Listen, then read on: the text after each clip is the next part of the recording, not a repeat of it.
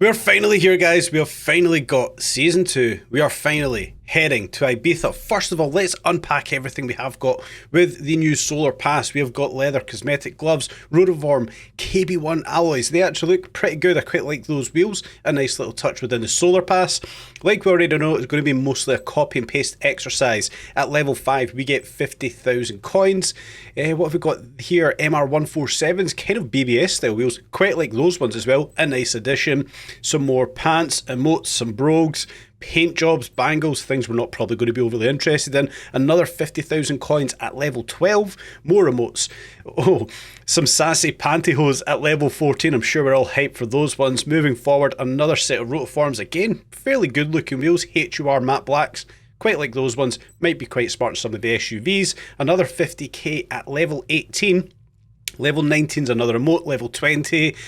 Some outfits, another outfit, a set of wheels for muscle cars, quite like those ones, VF502s from American Racing, don't mind those ones at all. Copy and paste exercise like we've touched on, but that prize reward of the Diablo VT 1993 Lamborghini coming back to the game, hype for that one. We're going to push forward, I think most people are, to unlock the Diablo VT. Phenomenal to see that returning to Test Drive Unlimited.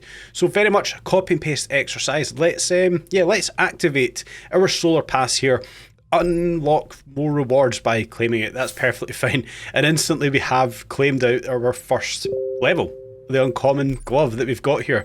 That's all good. We'll take that. We'll run with it, guys. And yeah, we've unlocked level 1 already. A nice start to the Solar Pass journey. Hello there. But let's see what's in store from us, from Angie. Maybe you weren't aware, but I want to make the Sharps an internationally recognized brand. In fact, I have a project I want to talk to you about. I've made a deal with an acquaintance of mine, a big name from the previous Solar Crown. She's just organized an event on Ibiza, and she needs the Sharps there to add a touch of panache. The streets will be there too, apparently. This is So yeah, they're moving forward with the battle, Sharps versus Streets, largely what we're kind of expecting to happen here. Heading back to Europe. Hype for this one, guys. I'm sure you guys are, as much as I am. Absolutely stoked to finally be going over to Ibiza earlier than expected.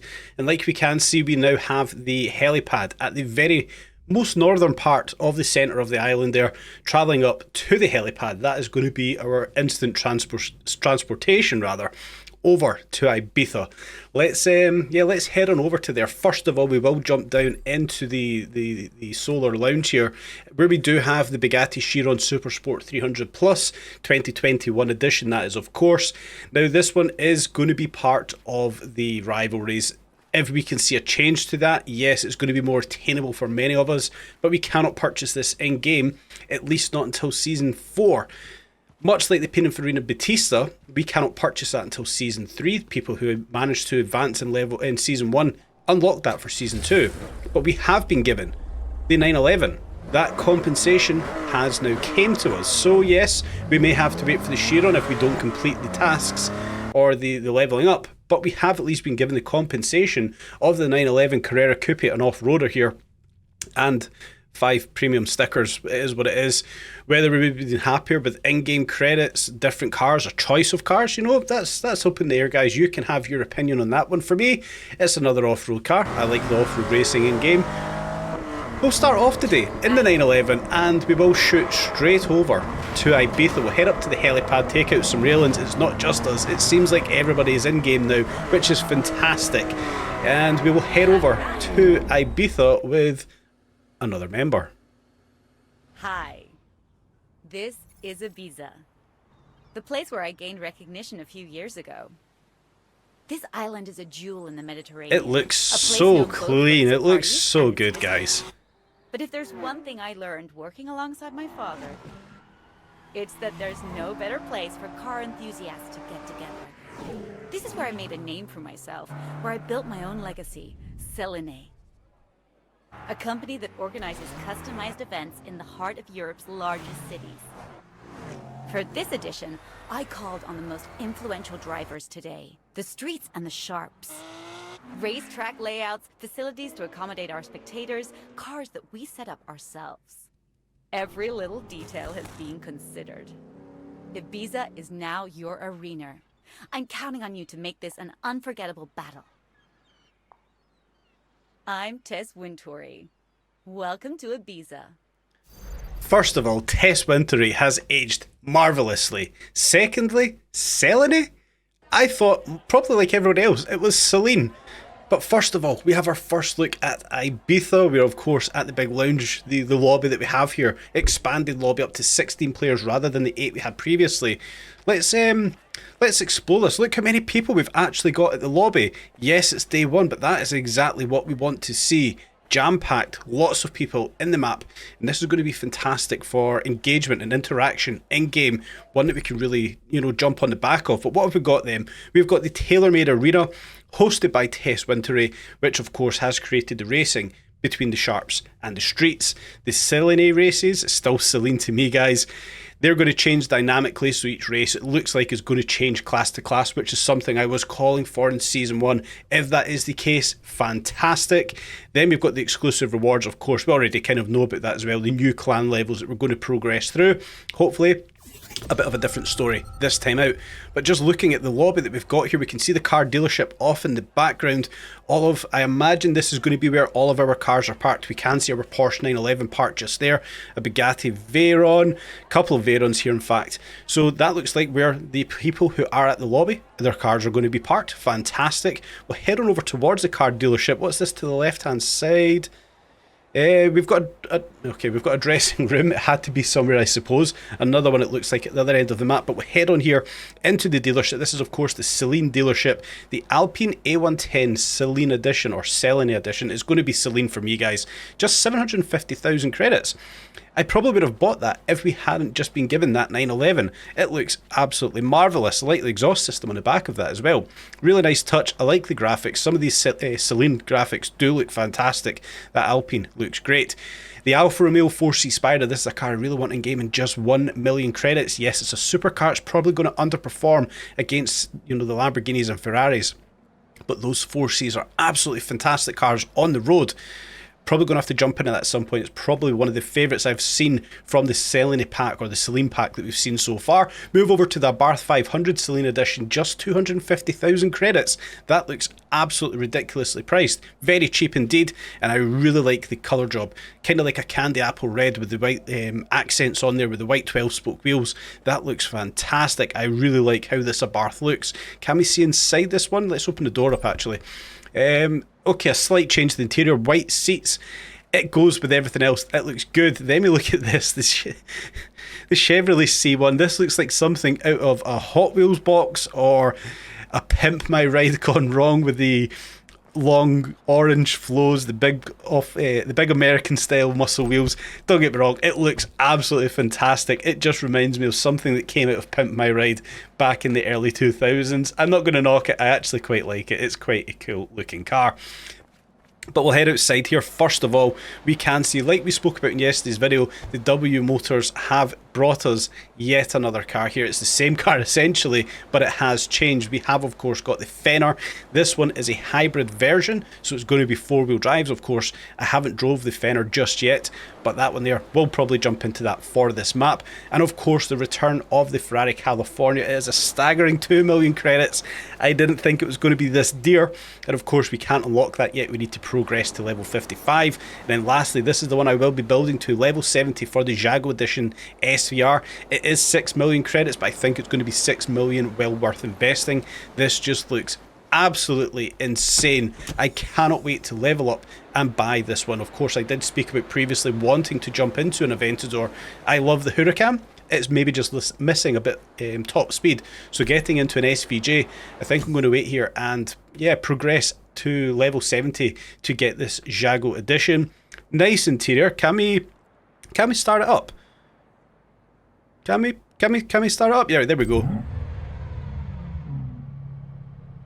Can't put the windows down here. It won't let me for some reason. So yeah, it sounds much the same as the rest of the SVJs in game, which is fine. Obviously they'll sound different when we start to do some upgrades. So far, unboxing these Selene Edition cars, they look fantastic, and we will probably pick up all of them, if not most of them, as we progress through Ibiza. Heading back out into the lobby, like we mentioned, we've got a dressing room at one side. As we head down, looking over the coast, over the little mountain section up towards where the castle and stuff is, I am absolutely in awe of the graphics that we've got here, the landscapes they've created. We're going to touch on that more as this video progresses, but taking a step back here and just looking at how many people are in this lobby. If we continue to see this, guys, then we have seen a huge change in Test Drive Unlimited Solar Crown. Our car's not... Oh, our car's not here, it's at the other side. That's perfectly fine. We've got plenty of space for plenty of players. So if this is going to be the way going forward, we've got a bright future for Test Drive Unlimited. Jumping in first of all into a convertible, it had to be as we come back over to Europe in our Audi R8 here. Let's go and do a little bit of exploring of the map of Ibiza. Of course, starting off in the middle of the map at the Selene HQ, we've got the Dalt Villa, the Figueretas district. What else have we got? We've got the Chambernat district, some races up in there. The Dalt Villa, we've got 3 races. It looks like we're going to have 3 races per district. Chansiri, we have got Talamanca, we've got another couple of races down inside of there. So we've got plenty of district, plenty of races. Like we know, these races are all going to move around with one another, what classes are acceptable for what races, so on and so forth. Again, we'll be unboxing all of this as we do go ahead, but good to see additional races, and these are all clan races as well there, introduced into the game. As we get our first little bit of screen lag, hopefully that doesn't continue. I'm pretty sure it won't, guys. So let's start to explore Ibiza. Just looking around us, it obviously looks 10 times different since the last time we were here with Test Drive Unlimited.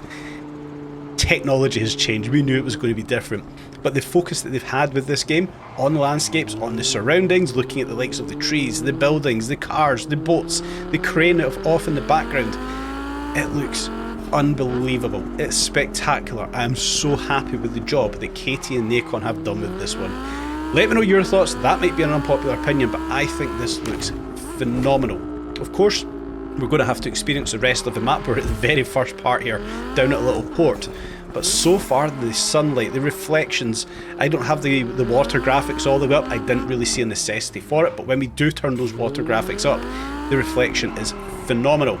We have got our first little unlockable here in the port. We'll try to capture this one off right here. It looks like it's just through those barriers as we do miss a gear dropping down into neutral. Yeah, we're going to have to try and back up here and force our way through. We can see it's just the other side of the pillar just here. We do manage to catch that one out. Let's just try and head back out and explore some of the map here. It's a fairly sized map. It's not huge. It's not going to take loads to kind of unlock the rest of the map. But I also think that's quite endearing, that we can have quite a bit of purpose here. Unlock as much of the map as we can, as quickly as we can. We might actually focus on that today. Thinking about this, we might unlock the whole map. Let's take a look. Let's see how the day goes. We've got 1% of roads discovered already. Fantastic. Let's, like we mentioned, explore the map. Back to looking at the scenery around us. I think that should be the biggest focus so far. The scenery that we do have, flash forwarding here into a bit more of the evening, the night time. The reflections we have of the lights, the street lights, the way the buildings are illuminated. We can actually see the headlights of the car illuminates the surroundings, and it's a minor touch, but I think that's a fantastic touch from the game. Nighttime, of course, we expect it to be dark, but the reflections we can see from the headlights, and it's a very minor thing to pick up on here, but I actually think that's very, very important for the game. It's dynamic and it moves with the car. They've done a fantastic job here. I cannot speak highly enough of what I think of this one so far. We're very early into the map as well, but we'll push forward. There's one interesting thing I do want to go ahead and take a look at just off to the right hand side here as we come down this little street in suburban Ibiza, or Ibiza rather. We can see just up ahead we do have our first clothing shop, and it's the Sharps store. So it looks like we're going to have one store for each side of the party here. Slightly disappointed that it's not a case of getting out the car and walking around, and we can't actually buy anything yet. We need to be level 60, level 65 for the different style of shades. I actually would have bought those gold ones. Actually, I quite like that. The shirts are quite fitting to where we are in Ibiza. Some nice new shorts. Is that a bathrobe? I don't know. It is what it is. Some brogues, some flip-flops or sandals, whatever you want to call them. Some new emotes and stuff that's all going to come to the store. So yeah, it would have been nice to be able to get out and walk around the store, but it fits a purpose. We're not here to go shopping, guys. Moving over to the Castle District, and how fantastic does this look?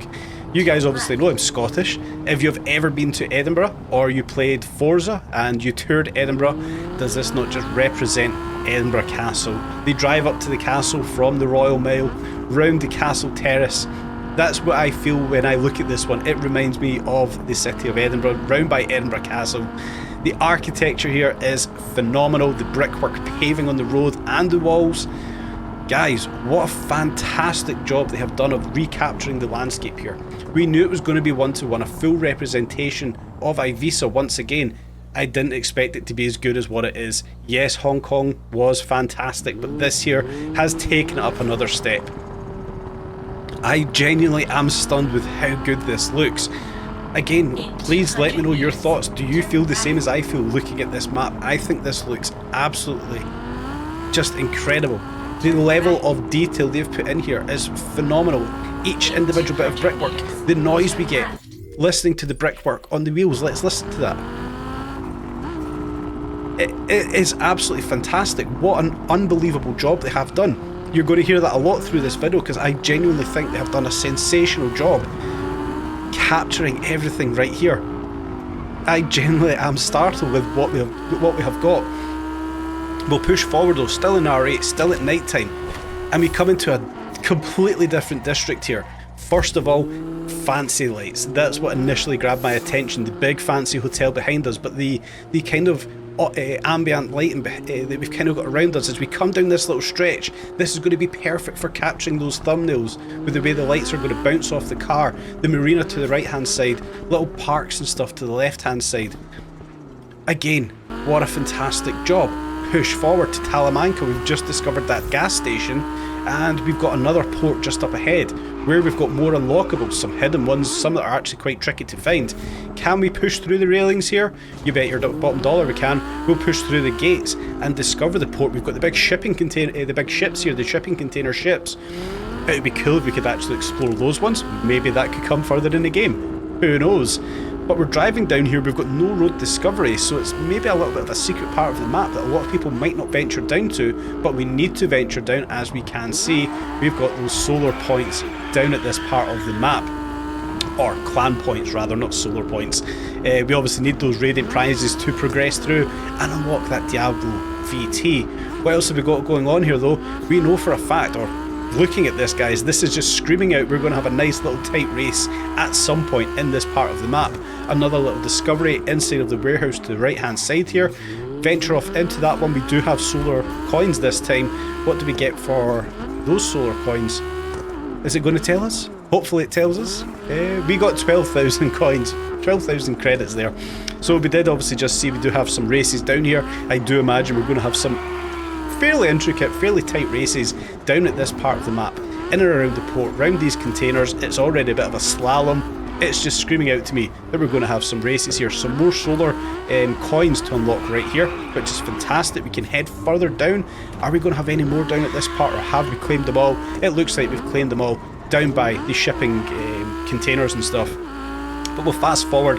With nightfall, look at that sky. The stars up in that sky look sublime. Minor touches again, I know, probably things I shouldn't be focusing in on, but I am in absolute awe with the level of detail that has now been put into the game.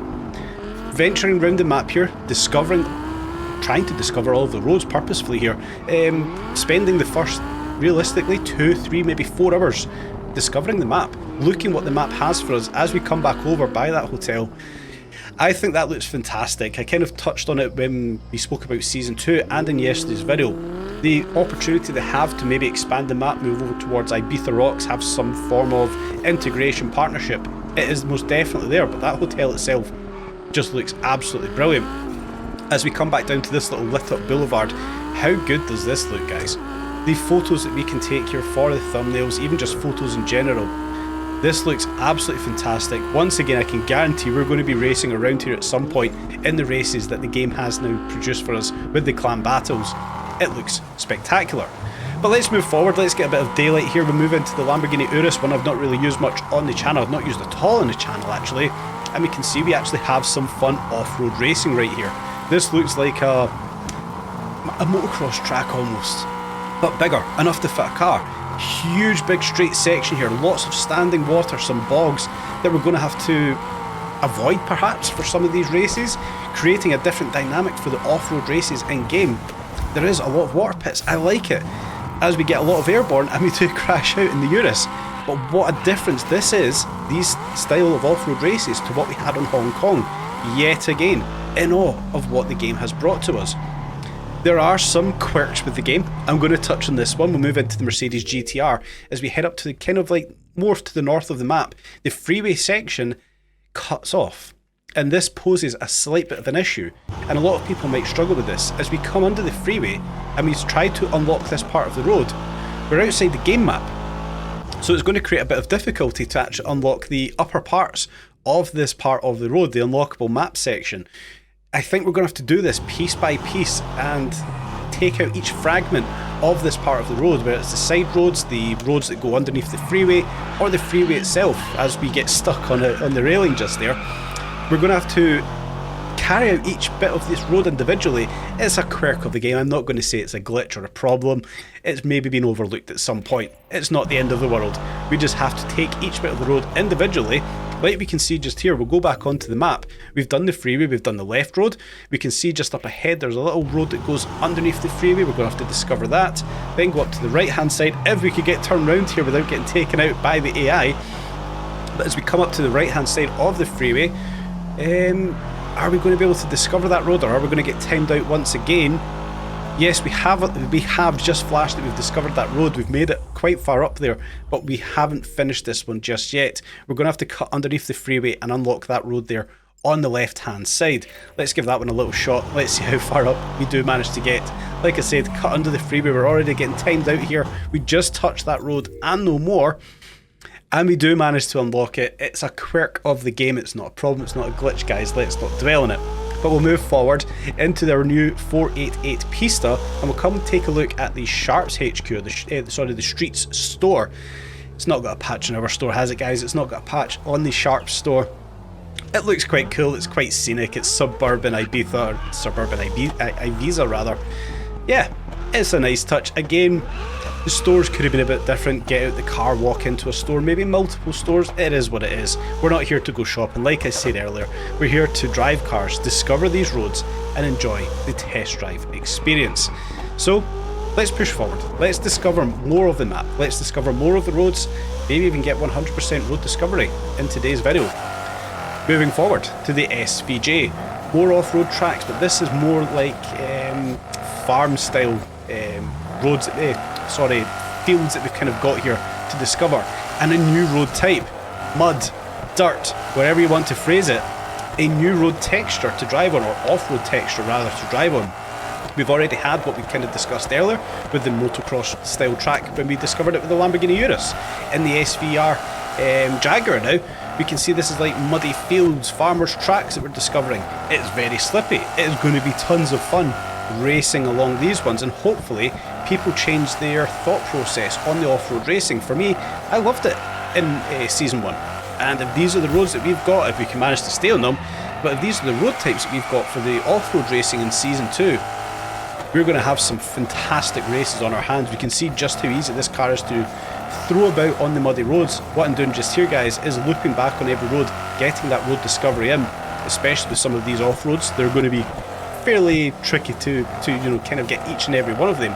But if these are the roads that we've got for the off-road racing in Ibiza, fantastic. Back into the Ferrari once again, into the 488 Pista, and we're on road. It's nice and sunny. We're enjoying what we have in front of us, getting down the last little bits here of road discovery, in and around about the helipad, and of course that helipad, we'll quickly head down to that one just now. That's where we're going to have to head back to if we want to go back over to Hong Kong. Chances are, once again, we're going to end up racing here for this very part in particular. It's a huge drag strip. Perhaps we want to come onto here with our friends, interact with one another, and have some drag races. Another interesting part of the game, which still could come to us. So as we do come back to the helipad, like I mentioned, this is where we're going to have to come each and every time that we want to head back over to Hong Kong. But we have pushed forward. In Daltvilla, we have done 12 of 12 Radiant prizes. In Figueretas, 10 of 10. In Chamberat, 13 of 13. What else have we got? La Marina, 9 of 9. Chansiri, 13 of 13. And Talamanca, 10 of 10. But also, we've managed to discover all of the roads on the very first night of this map launching. All of the discoverables, all of the roads, all of the gas stations, visited all the races, but haven't participated in any yet, and I've not maxed out all of the speed cameras as of yet, or the speed traps, that is. Managing to put in a lot of effort here, discovering the map, looking at what we have installed for Season 2. Of course, this is going to carry us forward towards March until we get to Season 3. Hopefully we get a constant update within this map. Of course, the races are going to change. They're on a time limit where they will change from hypercars to supercars, or daily drivers to grand tourers, whatever it may be. So there's going to be a constant change, a constant dynamic in the map, which is good for content, it's good for us, it's good for engagement. We can enjoy the races with different cars, and that's something I cried for in Season 1. There were so many hypercar races I would have rather done on a supercar. So many Grand Tourer races I may have wanted to do in a supercar. So with the game now changing those races around for us, it gives us more opportunities, more options, and more enjoyment in each of those races. Engagement, I think, is going to be apologies. Engagement, I think, is going to be 10 times better in game. We can already see how many people, yes, it's day 1, but how many people were at the hub. With it being now 16 players rather than 8, more reason for engagement. With proximity chat, more reason for engagement.